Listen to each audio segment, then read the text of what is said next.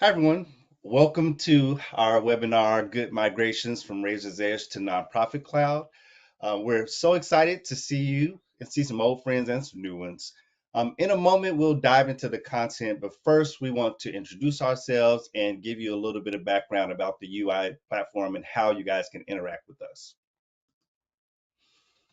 I'm Berkeley Baker. Hopefully you've seen me before this webinar because been attending for a while.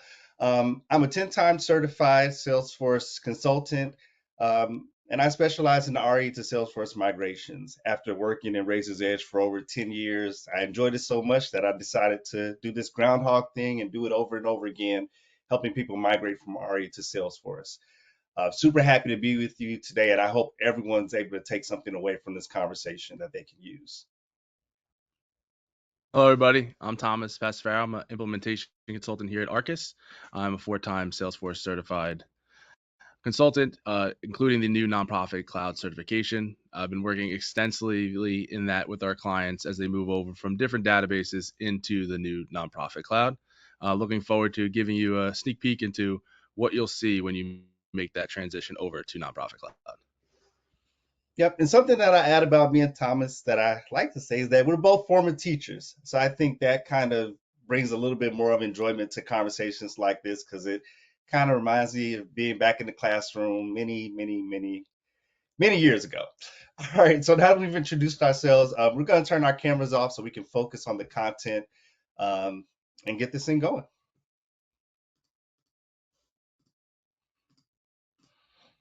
All right, so let's discuss a few housekeeping items.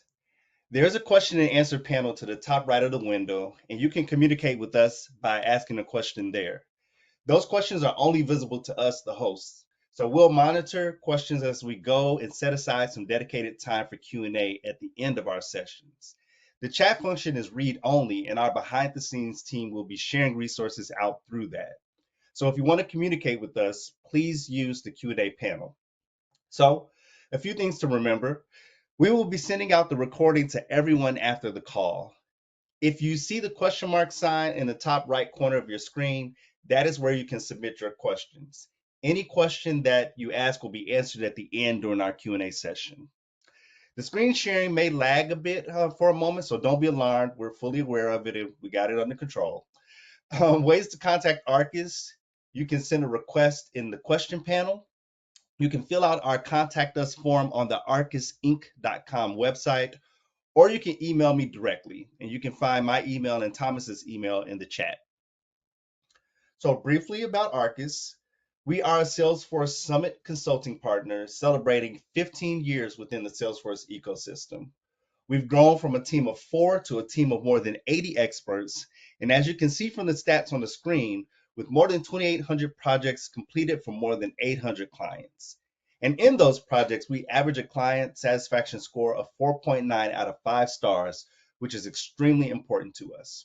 Our clients include industry leaders in the nonprofit, education, healthcare, and arts and culture industries, and many more. All right, so what are we hoping to accomplish today?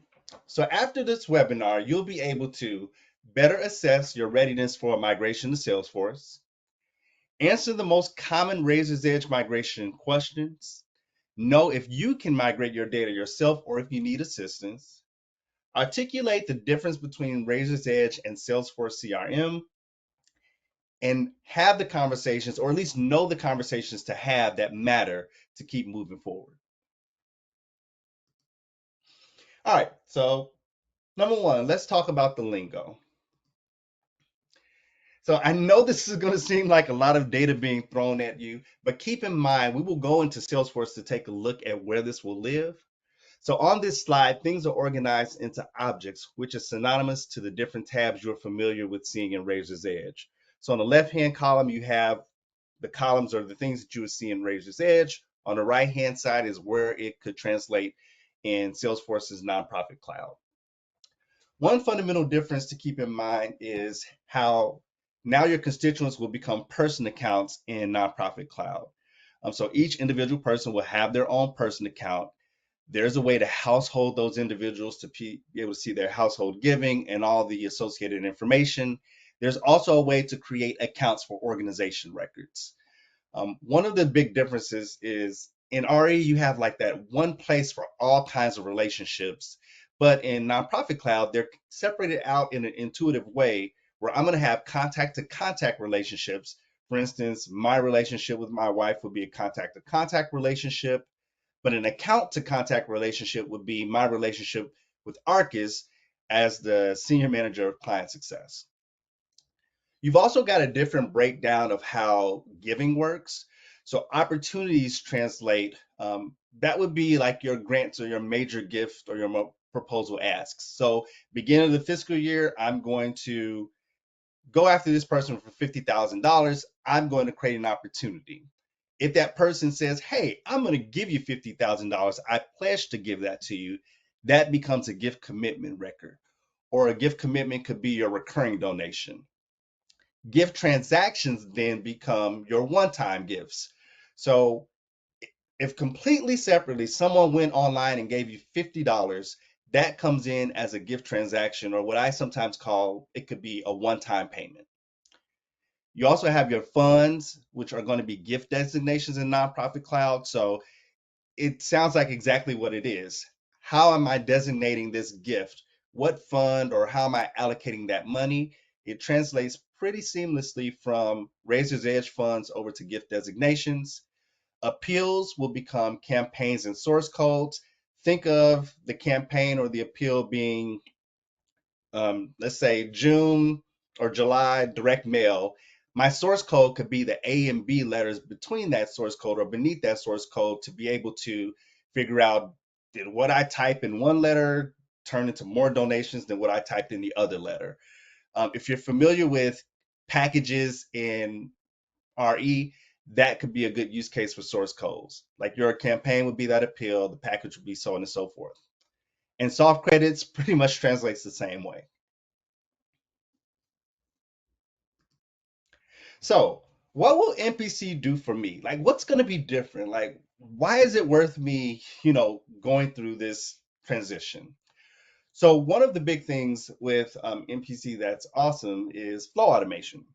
So, think of the things that you do every day over and over and over again. What if you could automate those processes so you had time free to be able to do the things that need to be done?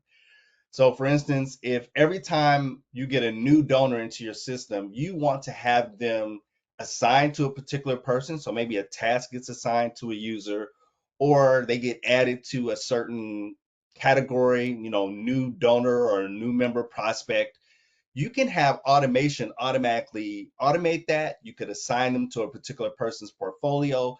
All you need is criteria. Another really common one is like major giving. Somebody reaches a $5,000 a year threshold, and let's say that's your typical amount for putting someone as a major gift prospect. NPC will use data processing engines, which essentially means I'm creating a roll-up field that's going to give me a sum total based off of the criteria I give. So if I set up a data processing engine to give me total giving for this current fiscal year and someone hits $5,000, then what I want my flow automation to do for me is I want it to, boom, mark them as a major giving prospect. Maybe I wanted to add them to a certain mailing list. Maybe I wanted to assign it to a certain person and create a task telling them, hey, you need to call or contact or email this person within 2 weeks. These are the things that you can create and use in NPC that will be extremely valuable for you, as well as validation rules. Gone are the days of people putting email addresses in phone fields. We can create rules that will not allow that to happen. We can create rules where if someone fills in one field and they need to fill in another field, when they try to save that record and leave that second field blank, it'll say, hey, you can't save this record until you fill in this data. So there are so many more things you can do in NPC that will help with data integrity because the old adage of you put bad data in, you're going to get bad data out. This helps control the data that you're putting into the system, and what you're also hoping for is that the flow automation of basically automating these certain tasks also cuts down on user error or things being incorrectly coded or added into the system.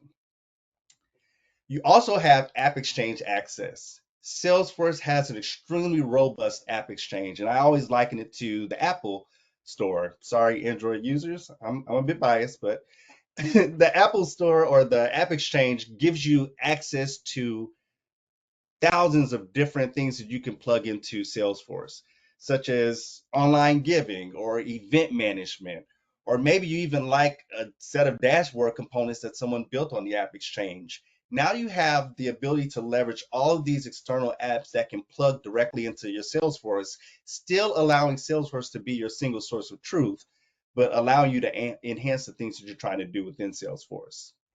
And now it's cloud based. I'm telling on myself a little bit, but I remember the days of where I couldn't get into Razor's Edge unless I was at my computer in my office. Things are totally different now. A lot of people are working remote, so it's a lot, makes it a lot easier to be able to access your database directly through the cloud. Like literally all you need is internet to access Salesforce. Everything is in the cloud and everything is secure. While other nonprofit platforms have had security breaches in the last few years, you can't say that about Salesforce. It's the most secure platform that I know. And you don't have to deal with Citrix server errors if you're trying to log in from outside of your office. This happens to me a lot when I log in for other clients. I'm at the beg and call of like Citrix servers. So there's a lot of different things that are going to be involved to give you some of that cloud-based security as well as Salesforce Shield. So I feel like I said a lot. So we also believe seeing is believing. So I'm going to take a pause and I'm going to transfer this over to Thomas to walk us through a quick demo of what Nonprofit Cloud could look like. Thank you, Berkeley. Let me share my screen. So if you've never seen Salesforce before, this is what it looks like when you log in. It's pretty customizable. We'll be able to add things like reports and dashboards and data points that are useful to your users as they're logging in to see the first time they log in for that day. Berkeley went over a couple of different things known as objects within Salesforce and how they relate to Razor's Edge. You'll see some of them at the top here of my tab. So we have accounts. So both your individual and organizational constituents are going to be known as accounts. If they are individuals, they are going to be known as persons accounts, and then your organizational accounts will just be strictly accounts. Opportunities is one of the three gift objects or fundraising objects that you'll see. Opportunities are where you're going to start the records path for things like major gifts and pledges. A great example would be like if I'm trying to get $1 million from Steven Spielberg, I'm going to start it off as an opportunity, go through the cultivation of that gift. Once it's closed won, then we might create what's known as a gift commitment. This is where you're able to establish when is that gift getting paid out? Is it going to be paid out in one lump sum, or is it going to be paid out over a certain amount of time? This is also where you're going to create your monthly recurring gifts. Those donors that are going to say give you $100 a month in perpetuity, you would create what's known as a gift commitment and a gift commitment schedule to have those transactions paid out. And we'll take a look at those in a second. And then lastly, we have our gift transactions. Like Berkeley mentioned, these are your one-time payments. So if someone just makes a donation on your website, it's going to come in as a gift transaction. But this is also where you're going to record those payments for those pledges, for those recurring gifts. They are also going to be created as a gift transaction. So we're going to take a look first at a person's account. You can go the route of looking at the list view, but also in Salesforce, you have the ability to favorite records that you know you're going to work with a lot. So we're going to take a look at Andy Peterson's record. So this is an example of how we can make the page layout look for person's accounts. We have their donor details. We have their mailing address here in the center. We have what's known as their related lists. So again, opportunities, gifts, and relationships, things that they have a direct relationship to another record. On the left here, we have our fundraising timeline. So we get a nice little snapshot of Andy's involvement with our organization, whether that be pledges he's made or actual gift transactions. You will all be able to see that here on the left-hand side, and we'll be able to configure that to display it in a certain order and in certain types of records. And then on the right-hand side here is the donor gift summary. Berkeley mentioned the data processing engines. Salesforce NPC comes out of the box with a very robust DPE that runs this donor gift summary. So it has some preset roll-ups that you can utilize, like total gifts this year, gift count this year, soft credits this year, and it'll be updated normally on a nightly or very early in the morning scheduled flow to be able to update these rollups. So if Andy were to make a gift today, that amount will be reflected in his gifts this year amount tomorrow. You'll see that gift record here. It'll be under his related list. You'll see it in his list of transactions, but it'll pop up on his rollup tomorrow. So first, let's look at an opportunity for Andy, or we have opportunities for, let's just say for Jamie Connors. It's just an example. It's pretty basic on what it is. We have our stages, and this again can be updated based off of your organization's process for cultivating major gifts and pledges or grants, which our opportunities are mostly used for. If we go back to Andy's record, let's just say we have a commitment from Andy to get $50,000 from him. This is what we would create. We would create what's known as a gift commitment. Over on the right-hand side, we see some upcoming transactions. This is because I set up a gift commitment schedule for Andy. In doing this, I can determine when he's going to be paying those gifts, whether it's monthly, yearly, if it's custom, if it's daily. Is it every month, every year? What day of the month is it going to be? And what is that payment type like? Again, this is going to be set up for pledges that maybe do have an expected end date. So again, for Andy, he's going to pay this $50,000 over the next 10 months, but maybe he also has a recurring donation that's $100 a year. It would also be a gift commitment. It would not have this expected total commitment amount. It probably would not have an expected end date. It would just have those upcoming gift transactions here. How the gift transactions or the gift schedule works is it creates the next upcoming gift transaction. So it does show here August, September, October, November, December, but in actuality, it's only created the very next gift transaction. And we can see that here on his related list. It's an unpaid transaction for August 4th. Also over here on the right-hand side, you'll be able to see set a default designation. So what this means is this gift comes in, it's automatically our organization defaults to general fund for all our gifts unless we denote it. So you'd be able to update that here. Let's just say instead of general funds, you say his default is educational programs.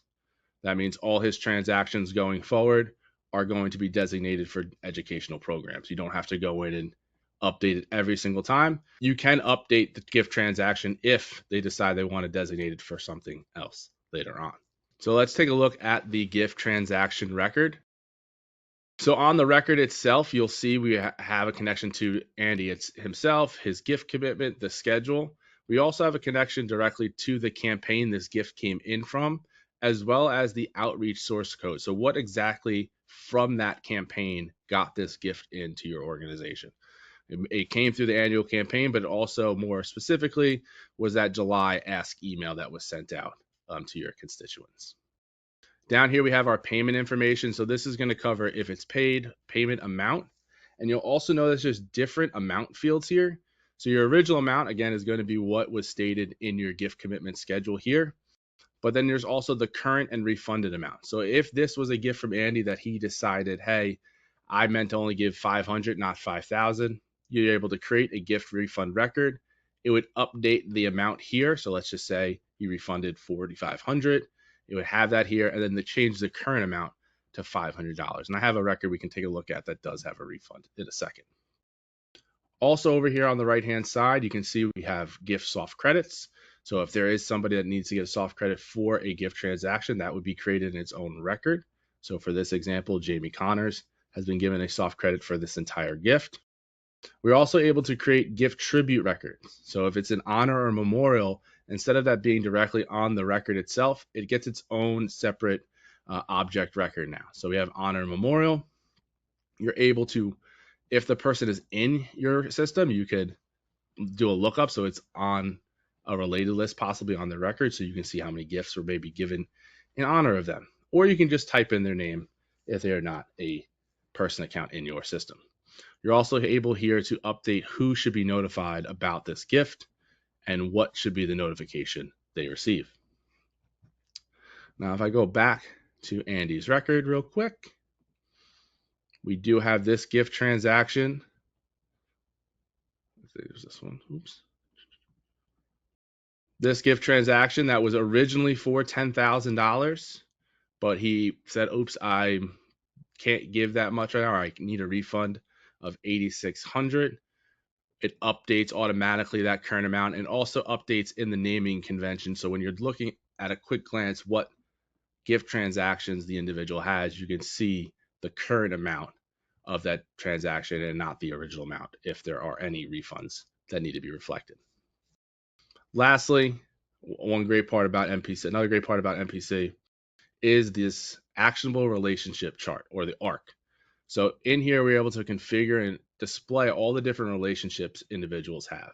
So relationships they have with organizations, as Berkeley mentioned, those are your account to contact relationships. We also have our contact to contact relationships, which is people to people. So here we have Mark Smith and Rachel Watts that we have relationships with Andy. And we also have relationships he has with the different gift records on his file. So opportunities, gift commitments, gift transactions. Yeah, this is something that comes out of the box with NPC, but also can be customized to what your organization wants to see on your individuals and organizational records. That's just a quick sneak peek of NPC, but I'm going to pass it back on to Berkeley for the rest of the webinar. Perfect. Thanks, Thomas. I hope that was helpful for you guys to be able to see. We do want to pop up a quick poll question to gather some information just to know where everybody's coming from. See if we can. Yes. So, what are your biggest pain points in your current data? And we got some options. Our data is not clean. If you're on mobile, there may be some more options you might need to scroll down to see. All right, great. Getting some responses. We have multiple disconnected systems with data. Yes. Yep. Been there. Totally understand. Prior knowledge of our data has been lost with staff transition. Yeah, that's a tough one. And we're going to discuss some ways that you can kind of start thinking around that as you go through the process. Give it a couple more seconds. All right, great. All right, so let's keep going. So let's talk about getting prepared. You made the decision, like, all right, I think I'm going to consider this. How should I prepare myself for this migration? So first, you need to know your database. Is it hosted or is it local? Meaning, you'll need to know if how you're going to give access for people to get to your data or to be able to export your data, or if you need to be able to do it yourself. Who can access it? Really, do you have the internal expertise to be able to export that data? Who will query and export? We at Arkus, we meet people wherever they are in the process. I have some clients that are very proficient in exporting and querying, and I can just give them the instruction of, hey, we need this, this, this, and this. Great, we have it. We also have some people that, everybody has a full-time job. Do I have time to do this? So they may turn over the reins to us and say, hey, can you export the data for us? Or it becomes a conversation of let's do it together. Screen share, we pull up the data together and we start going through and exporting that data. And another thing to consider with knowing your database is it's very important to know your end date with Razor's Edge, your contract. We typically will try to use that contract date and some other pertinent dates, like, what's your busy time of the year? For a lot of nonprofits, it's December or end of the fiscal year, and take an amalgamation of those different dates and build a timeline for when is going to be the best time to do this. Like, we wouldn't want to do this in the middle of like your biggest season or your event season. When can we do this? What makes the most sense? But also with that end date in mind, what we really want to give you is a migration where you're migrated over to Salesforce, but you still have your RE contract for maybe a month. That way, if anything is forgotten, heaven forbid, it happens. But if you forget to bring over a certain piece of data, you still have access to go in and grab that data and bring it over to Salesforce. So there's definitely some strategy involved in how you would approach a data migration to RE to Salesforce. Know your attributes.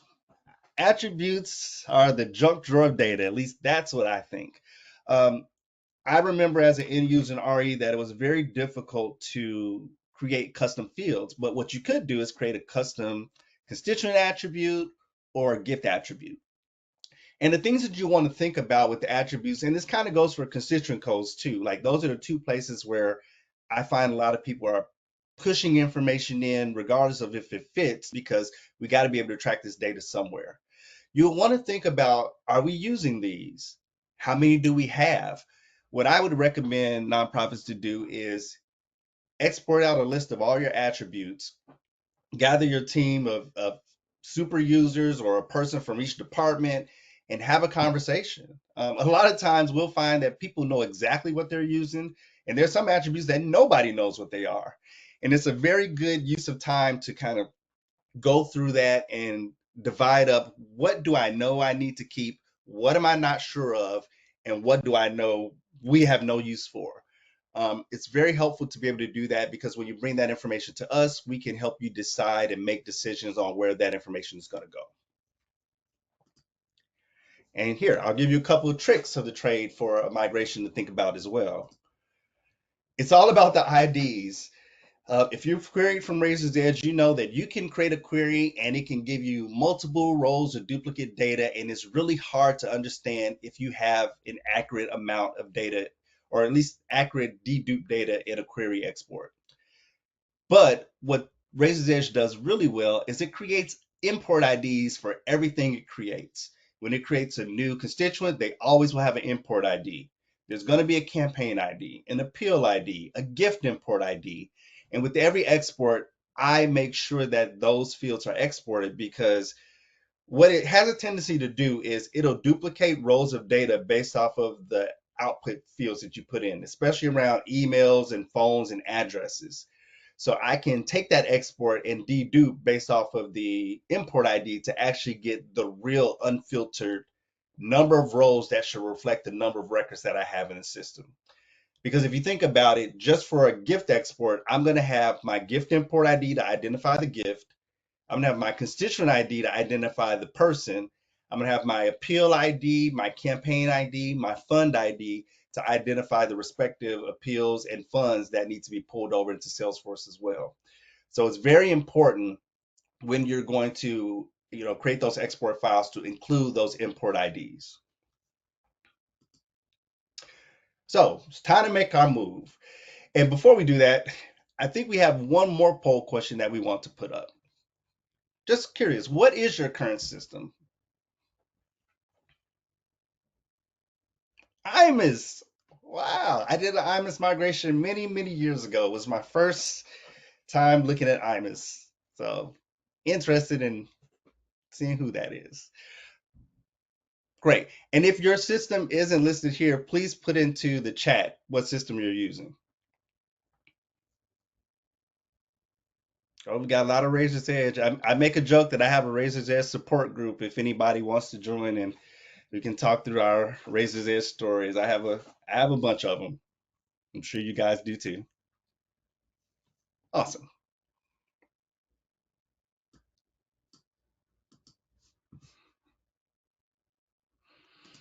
All right, so we're going to make our move. So next steps. What do we need to do now? Data samples. As I've said before, data samples are key. You want to set up queries to export your data by object and CSV format. Remember those REIDs. Volume and timeline. I'm getting ahead of myself. I saw a question in the chat. This is one of the things where volume is a key. I would encourage you to take your system statistics. You can go to the admin screen, system statistics and print, and it gives you like a record count of each module. This is super helpful in terms of understanding what's in your system and the volume.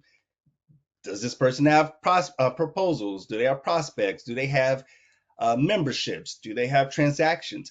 Because it does make a difference if you're talking 50,000 gifts versus 500,000 gifts.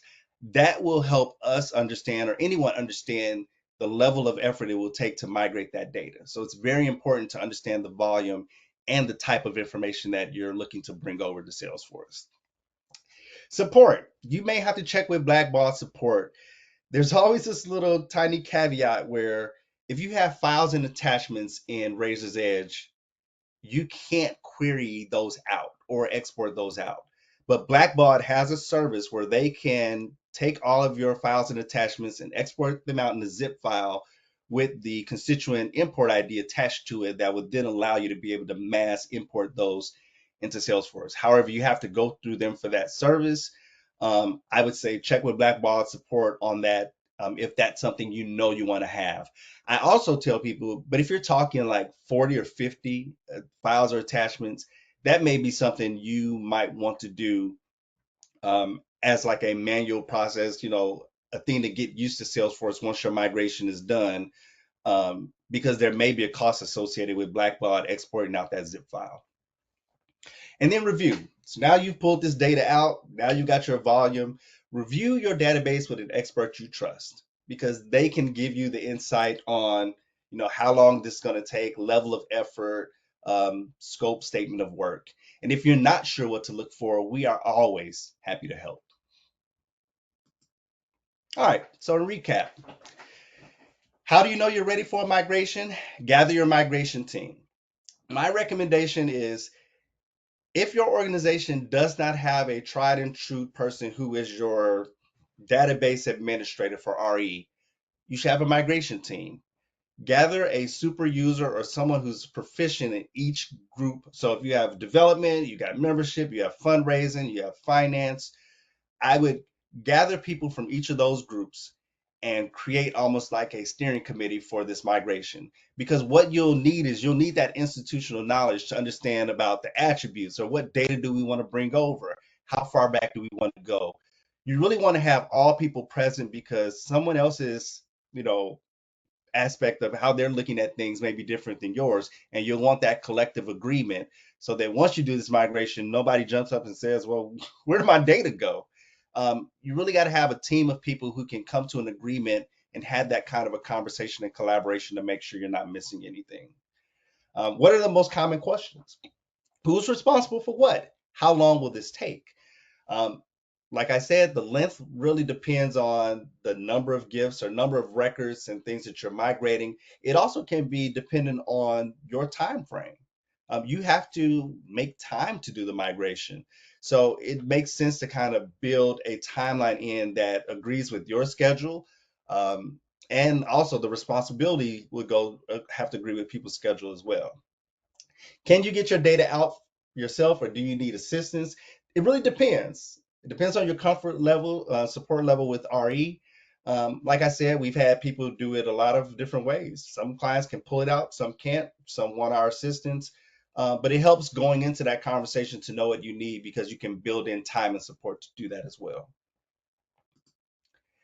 Articulating some of the differences between RE and Salesforce CRM. So what are you going to get?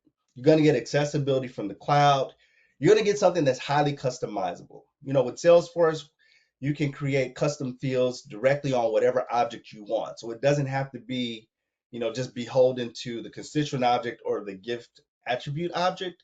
If I wanted to add a new field on a campaign, I could do that. If I wanted to add a formula field, a text field, a currency field, you can do it with Salesforce.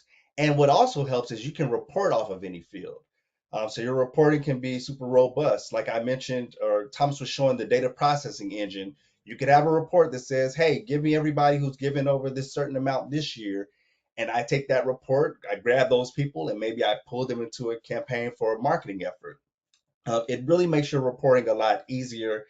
And that kind of goes right into those validation duplicate rules, things that are going to ensure that you can trust the data that's in the system. You can set up validation, you can set up security where only certain people can enter in information, or certain people can edit information. There are tons of different things you can strategically do to ensure that your data can be trusted. And then having the conversations you need to have so you can move ahead. Like I mentioned, that steering committee, now that you have those people together, what do we want to bring over? We've had Razor's Edge for 25 years, and maybe we only want to bring over the last 15 years of data. Maybe we want to bring it all over. These are the conversations that you can start having now internally, so that everyone's on one accord and there's a collective plan and agreement of how you're going to migrate your data. Do we want to change our campaign structure? This also gives you the opportunity for those pain points, the things that drove people crazy. This is a chance to try to right those wrongs. Like I always tell people at the beginning of a project, give me all those things that are making you do this. I'm not promising that we can do them all, but we will absolutely try. Like it's a great opportunity to start thinking about redoing things and kind of making things better going forward. And then really understanding, what do our internal teams need to be able to do? Like, that's a bare minimum quality. You should be able to have conversations and say, hey, development, what do you need to be able to do? What do you want to be able to do? Well, hey, it'd be great if I could, add actions and tasks while I'm out in the field. It'd be great to, have reports sent to me automatically. Like, these are the things that you'll start wanting to gather and understand, so that when you go into a project, you can set these goals and set these milestones. Because believe me when I say, if you can give people the things that they've always struggled with in this migration, there goes your user adoption. What person is going to turn down the ability to be able to do something easier that they've had to, manipulate Excel for years to do?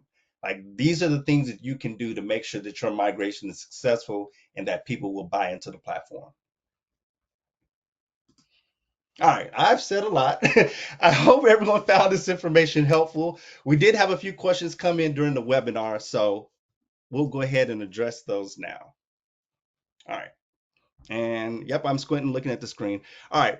What would be an option for a nonprofit whose revenue structure is 5%? Okay, here we go. 5% philanthropy and 96% earned revenue from contracted service fees and business enterprises.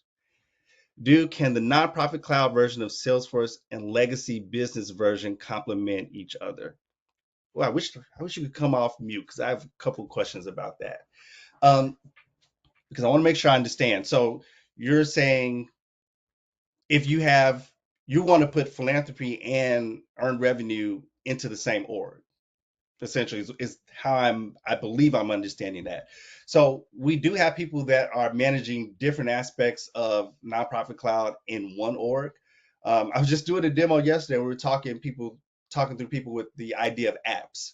So with an app, I can have something built just for fundraising, where they can see, those gift transactions, gift summaries, so on and so forth. But I could also have something built for a completely different team that maybe doesn't need access to all those things, and it can all live within the same database. So the option is there. I mean, you can have multiple different teams doing different things, especially if the case is, I could be a person in your system and I could be a donor, but I could also be someone who's part of, like, the contracted service fees, or however you're tracking that information. You would want to be able to see that full 360 degree of what I'm doing on both sides. And with Salesforce, you can set it up where, if you didn't want one side of the business to see, like, certain giving aspects, then we can set up permission where they can't see that. They only are able to see and do the things that you want them to be able to see and do. Oh, thanks. Okay. Migration cost has been a big deterrent for our potential switch. Is that something that can be negotiated with a commitment? Yes. I think one thing that we try to do with Arkus is we try to meet you where you are. There's a couple ways, like, you can do things in phases. Normally with RE, like, the first phase is like, let's get you off RE. Or that becomes a conversation of going back to what I said, like, what can you handle? Like, are you able to handle the exporting of all the data? Believe it or not, having those conversations ahead of time, like, people that come to us and say, I know what I want to keep, I know what I want to get rid of, I'm willing to go in and clean my data if you tell me what to do. There are ways that you can do the things that will help your project not only save time, but allow us to, like, I would say the thing of, I think our job is to be able to do the things that you can't do. You know your data, and you should be able to manipulate your data just as well as we can. So if you can focus on getting the data where we need to get it, then we can focus on getting it into Salesforce and educating you through the process. So I would say yes to that. That's something that we could work with you on, and see what we could figure out. Oh, Q&A. All right, let's see. What additional costs might be associated? Sorry. What additional costs might be associated with the App Exchange, or are all the plugins included with Salesforce platform pricing? No, they're not. So the different plugins will have their own associated costs. What we try to do is, we'll give recommendations of platforms that we use. And really, to be quite honest, it's really up to you to decide, like, does this fit the budget that you want to fit? But it wouldn't be any different than if you're using Blackbaud and you have Wealth Engine, you're paying for Wealth Engine. It would be the same thing with Salesforce. You're still going to pay for that Wealth Engine license, but they would give you a plugin to input that information directly into Salesforce. The same with like a payment processor, so on and so forth. So that may be additional costs. And there are some that, and I'll just use payment processors as an example. There are some that are free. There are some that are costs have costs associated with them. And you would have to make the determination of what type of features you want and find something that fits with your budget. And that's also something we can help you do.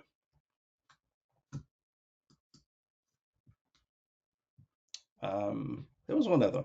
Would apps still have full functionality Would apps still have full functionality with donors foundation management? Yes. Yes. Yeah. So essentially, what the app does is it makes it feel like it's a separate database, but it really isn't. The real thing that kind of sets Salesforce apart is that within that app or within what they call record types, it gives you the ability to show people what they need to see. So case in point, if we had one opportunity and everybody was going to see it, but you had a couple foundation fields that you only want the foundation team to see, then you make those editable and readable for the foundation team, but you don't make them visible for your development team. It still gives you all the functionality. You're just able to control a lot more what people are able to see and what people are able to do. So you don't lose functionality with it. These are good questions. Um, Last one. How do other organizations migrate phone numbers and email addresses? Thomas, you want that one? I feel like I didn't took them all. Yeah, sure. So depending on the amount of phone numbers and email addresses and just addresses in general you have for your constituents, MPC comes with additional objects where you could have that data migrated rather than just putting it all on their person account record. You can use what's known as a contact point email, contact point address to store that information and surface what you need to surface. So, for example, if you have a donor who's a snowbird and you want to have the address that they're in Florida for the 6 months of the year show up on their account, you could denote, hey, from um, whatever it may be, November 1st to May 30th, they are at this address. The other months, they are at home in Maine. You can make sure that you would denote that on those contact point addresses to pull that information up to that top level.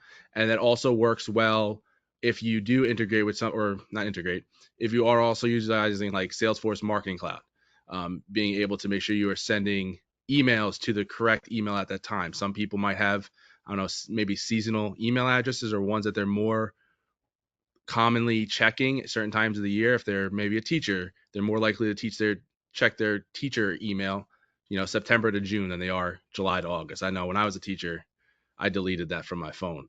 So I was never checking that stuff. So making sure that you're sending emails to the right email address at the right time of year. Yep. And I'll add to that, like that's another good place so you can clean up. Like I've seen some systems where it's like email types are email one, email three, Jones phone.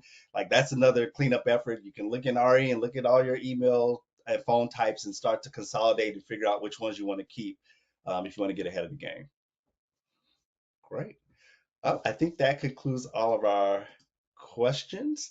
So I want to say thanks everyone for attending. After the webinar, you'll be presented with a survey for your feedback on this webinar. And for every survey that you fill out, we will be planting 5 trees in your honor. Just to say thanks for filling out the survey and appreciating the time that you've given.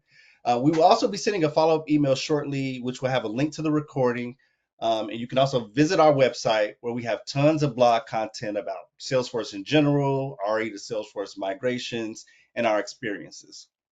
Again, our emails are pinned in the chat. So if you want to reach out to us to discuss an RE migration or anything else Salesforce related, we're more than happy to hop on the phone and talk about it and see if we can help. So once again, thanks for taking some time out of your day to hang out with us. I hope this was helpful and enjoy the rest of your day. Thanks.